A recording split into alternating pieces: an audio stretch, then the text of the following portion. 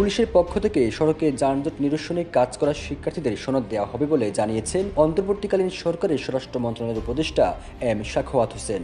তিনি বলেন, এটা সরকারি প্রজেক্ট হলে 400 থেকে 500 কোটি টাকার প্রয়োজন হতো। শিক্ষার্থীরা নিজের টাকায় সড়কে কাজ করছে, সড়ক পরিষ্কার করছে, রং কিনে দেয়াল সুন্দর করছে। এটা যদি সরকারি প্রজেক্ট হতো তাহলে 1000 কোটি টাকা লাগতো। একটা দেশে এর চাইতে ভালো উদাহরণ হতে পারে না। এম সাখাওয়াত হোসেন বলেন, আমি আইজিপিকে অনুরোধ করব, এই যে শিক্ষার্থীরা রাস্তায় ট্রাফিকের কাজ করছে তাদের তালিকা করে সবাইকে পুলিশের পক্ষ থেকে সার্টিফিকেট দিবেন।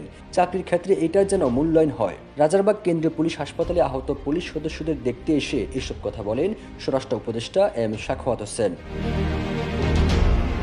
শিক্ষার্থীরা আমার গাড়িও চেক করছে উল্লেখ করে স্বরাষ্ট্র উপদেষ্টা বলেন, পতাকাওয়ালা গাড়ি থামানো হয়েছে, তারপর তারা বলছে পতাকা থাক আর যাই থাক